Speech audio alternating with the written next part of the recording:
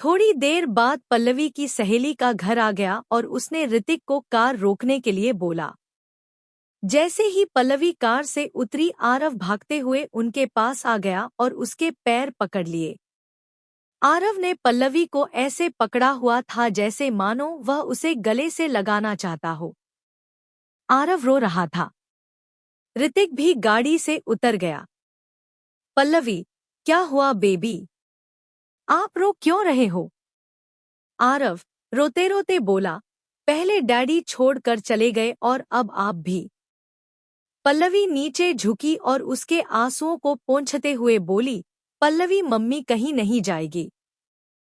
अपने छोटे से राजकुमार आरव को छोड़कर पल्लवी ने ऋतिक की तरफ देखा। पल्लवी, और आपको पता है, मम्मी आपके लिए डैडी लेकर आई है। आरव खुश होकर बोला, डैडी? कहाँ है डैडी? पल्लवी ने ऋतिक की तरफ उंगली करके बोला, वो है आपके डैडी। आरव ने ऋतिक की तरफ देखा जो कि मुस्कुरा रहा था। आरव, नहीं, वो नहीं है मेरे डैडी। यह सुनकर ऋतिक के चेहरे से मुस्कान चली गई। पल्लवी, आज से आपके यही डैडी है। आरव, नहीं। इतना कहकर चला गया। पल्लवी, सॉरी। वो आयुष के बहुत करीब था, इसलिए शायद उसे भूलने में थोड़ा समय लगेगा। ऋतिक, हाँ मैं समझता हूँ, और सच में मुझे बिल्कुल बुरा नहीं लगा। वह बहुत क्यूट और मासूम बच्चा है। उसने अभी अभी अपने पापा को खोया है, इसलिए उसे समय लगेगा यह मानने में कि अब से मैं ही उसका डैडी हूँ। उसे जितना समय चाहिए वह उतना समय ले सकता है, परंतु मैं अपनी जिम्मेदारी अच्छे से निभाऊंगा। पल्लवी मुस्कुराई। तभी पल्लवी की सहेली राधा वहां आ गई। राधा, पल्लवी, ये आरव को क्या हुआ? वो रोते रोते अंदर गया। राधा की नजर पल्लवी के मंगलसूत्र पर पड़ी और फिर उसके माथे के सिंदूर पर पड़ी और फिर उसने पल्लवी के बगल में खड़े ऋतिक को देखा। पल्लवी समझ गई कि राधा किसी उलझन में है। पल्लवी, अंदर चलकर बात करते हैं। राधा और ऋतिक दोनों ही उसकी बात से सहमत हुए। वह सब अंदर गए। घर पर सिर्फ राधा, पल्लवी, आरव और ऋतिक ही थे। पल्लवी, अंकल आंटी कहाँ गए हैं? राधा, वो सब रामू काका की बेटी की शादी में गए हैं। पहले मुझे तू बता कि यह सब क्या हुआ और तेरे कपड़े। पल्लवी, राधा, इनसे मिल, ये है ऋतिक। पल्लवी ने ऋतिक की तरफ इशारा किया। और ऋतिक, ये है मेरी दोस्त राधा। राधा और ऋतिक ने एक दूसरे को देखकर हल्की सी मुस्कान दी। पल्लवी ने फिर राधा को वो सब बताया जो वहां पर हुआ था। राधा, हे भगवान! पल्लवी, तू ठीक है ना? मेरा मतलब है कि इतना सब कुछ हो गया तेरी जिंदगी के एक ही सप्ताह में। सच में मुझे तेरी बहुत फिक्र हो रही है। गलती तो मेरी भी है कि मैंने तुझे इतनी रात को अकेले मंदिर जाने दिया। पल्लवी, परेशान मत हो, अब सब कुछ ठीक है। अगर ऋतिक जी नहीं होते तो शायद मेरे साथ कुछ गलत होता, परंतु अब सब ठीक हो चुका है। राधा ने ऋतिक की तरह देखा और बोली, राधा, धन्यवाद। आपने आज मेरी दोस्त को बहुत बड़ी मुसीबत से बचा लिया। ऋतिक, अरे, धन्यवाद की कोई जरूरत नहीं है। राधा, पल्लवी, जा तू पैकिंग कर ले और आरव को देख ले कहीं रो ना रहा हो।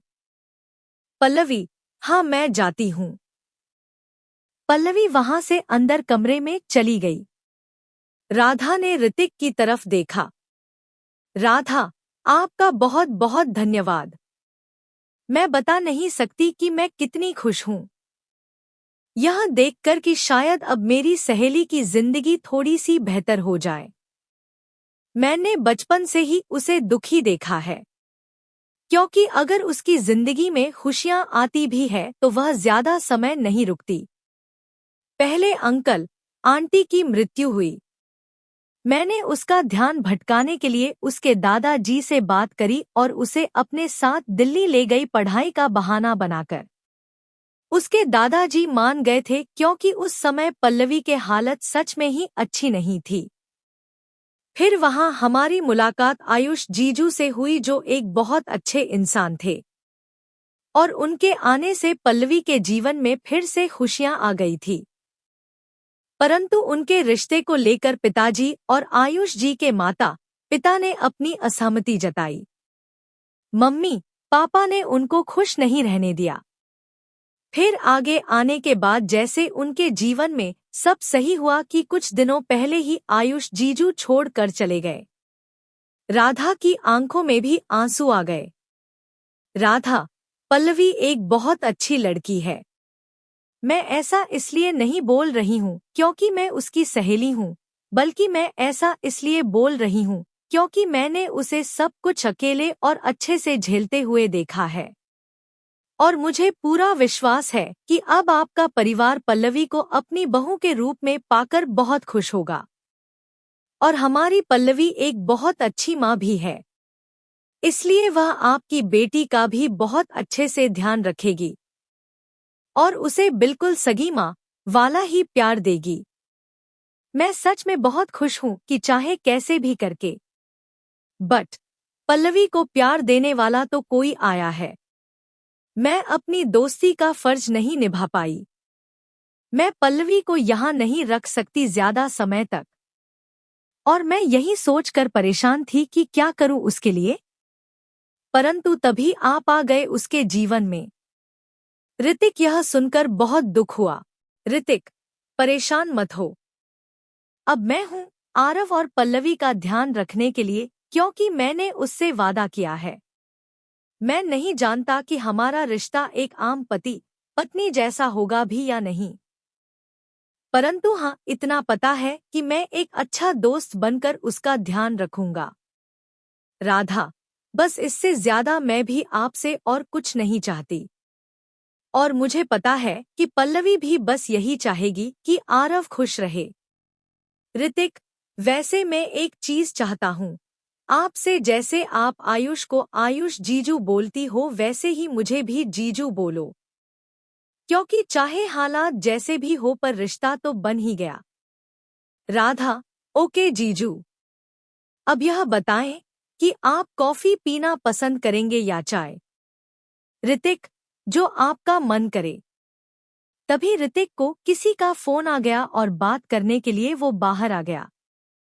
राधा सबके लिए कॉफी बनाने के लिए चली गई। ऋतिक को उसकी माँ का फोन आया।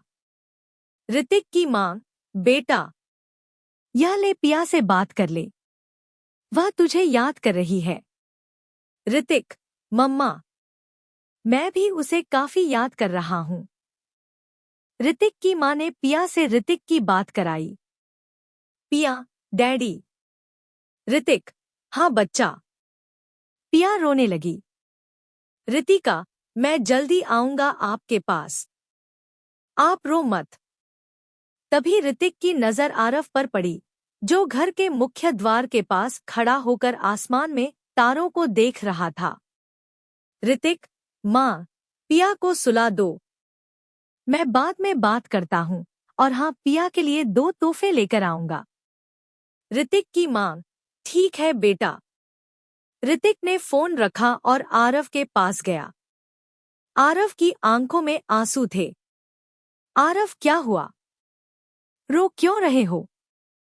आरव ने आसमान की ओर देखते हुए तारे की तरफ इशारा किया। क्या वह मेरे डैडी है? ऋतिक ने पहले उस तारे की तरफ देखा और फिर उसने आरव की तरफ देखा जो उस तारीख को ही घूर रहा था। आरव, मम्मी बोलती है कि डैडी तारा बन गए, क्योंकि भगवान जी को डैडी बहुत पसंद थे। उन्होंने मेरे डैडी को तारा बना दिया और मुझे अकेला छोड़ दिया। ऋतिक, आप अकेले कहाँ हो? आपकी मम्मी भी तो है। आरव, मम्मी अकेली नहीं है, क्योंकि आप उनके पास डैडी बनकर आ गए हो। मैं अकेला हूँ और रोने लगा। ऋतिक, किसने कहा कि मैं मम्मी के पास आया हूँ? मैं तो इस छोटे से प्यारे से आरव के पास आया हूँ, उसका डैडी बनकर। मम्मी अकेली है पर आरव के पास में हूँ। आरव ने ऋतिक की तरफ देखा। आरव, नहीं, आप मेरे डैडी नहीं हो। बताओ आप कौन हो? ऋतिक, मुझे आपके डैडी ने भेजा है, क्योंकि वह चाहते हैं कि मैं उनके प्रिंस आरव का ध्यान रखूं, उनका न्यू डैडी बनकर। मैं आपके डैडी का दोस्त हूं, इसलिए उन्होंने मुझे भेजा है। आरव ने ऋतिक की तरफ देखा। आरव, मुझे न्यू डैडी नहीं चाहिए। ऋतिक, अच्छा तो आपको फ्रेंड चाहिए। मैं आपका डैडी नहीं तो कम से कम फ्रेंड तो बन ही सकता हूं ना। आरव बिना कुछ बोले अंदर की तरफ भागते हुए चला गया। ऋतिक को कुछ समझ नहीं आया। तभी वहां राधा कॉफी लेकर आ गई। ऋतिक मुस्कुराया और उसने उसके हाथ से कॉफी ले ली। थोड़ी देर बाद पल्लवी ने राधा को अंदर बुलाया। राधा अंदर गई और पल्लवी का सूटकेस लेकर बाहर आई। पल्लवी भी उसके साथ बाहर आई, परंतु उसकी गोद में आरव था जो कि सो रहा था। ऋतिक ने आरव की तरफ देखा जो सोते वक्त बहुत ही क्यूट लग रहा था। पल्लवी के हाथ में एक पट्टी बंधी हुई थी। राधा की नजर उस पट्टी पर गई। राधा, पल्लवी, यह क्या हुआ तेरे हाथ में? पल्लवी, अरे यार, मैंने पहले ध्यान नहीं दिया था, परंतु उन गुंडों के चक्कर में मेरे हाथ में चोट आ गई थी। राधा, तेरे हाथ में लगी हुई है और तूने आरव को गोद में लिया हुआ है। एक काम कर, इसे उठा दे। पल्लवी ने आरव की तरफ देखा और मुस्कुराई। पल्लवी, तुझे पता है ना आरव की आदत, जब भी वह रोता है तो रोते रोते ही सो जाता है। वैसे भी इस एक हफ्ते में ये ढंग से नहीं सोया है, और जैसे ही उठता है वैसे ही आयुष को याद करके रोने लगता है। कम से कम सोते वक्त मुस्कुरा रहा है, और तू बोल रही है कि इसकी नींद खराब कर दूं। इसको उठाकर। राधा, पर तू। राधा कुछ बोलने ही वाली थी कि तभी ऋतिक पल्लवी के पास गया और उसने बोला, ऋतिक, लाओ मुझे दे दो। पल्लवी, बट। ऋतिक, क्या हुआ? भूल गई क्या कि मैं अब इसका डैडी हूं? मेरा फर्ज बनता है कि मैं ध्यान रखूं इसका। जब ये जाग रहा होता है तब दूर भागता है, कम से कम सोते वक्त तो मेरे पास रहेगा। पल्लवी, आपको गाड़ी चलाने में परेशानी होगी। ऋतिक, परेशान मत हो, पिया को लेकर बहुत बारी गाड़ी चलाई है, इसलिए इसके साथ भी चला लूंगा। पल्लवी कुछ बोलती उससे पहले ही ऋतिक ने अपना हाथ दिखाकर उसे रोक दिया। पल्लवी ने ऋतिक को आरव दे दिया। राधा को यह देखकर काफी खुशी हुई।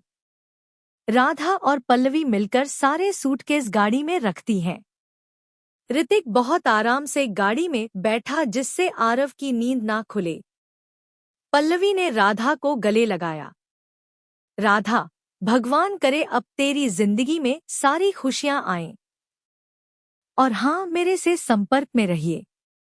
वैसे मैं भी अगले हफ्ते दिल्ली में अपने ससुराल आ जाऊंगी और तुझसे तब मिल लूंगी। पल्लवी, हाँ जरूर, और तू भी अपना ध्यान रखना, और हाँ, मेरी तरफ से अंकल आंटी को शुक्रिया कह देना। जल्दी जल्दी में उनसे मिलकर उनको शुक्रिया भी नहीं कह सकी। राधा, तू अब परेशान मत हो, और हाँ, मैंने अपना फोन नंबर ऋतिक जीज को दे दिया है और उनसे उनका ले लिया है। तू जब नया फोन ले ले तो उनसे मेरा नंबर ले लेना और फिर मेरे से आराम से बात करना। पल्लवी मुस्कुराई और गाड़ी में बैठ गई। ऋतिक ने गाड़ी चलाना शुरू कर दिया।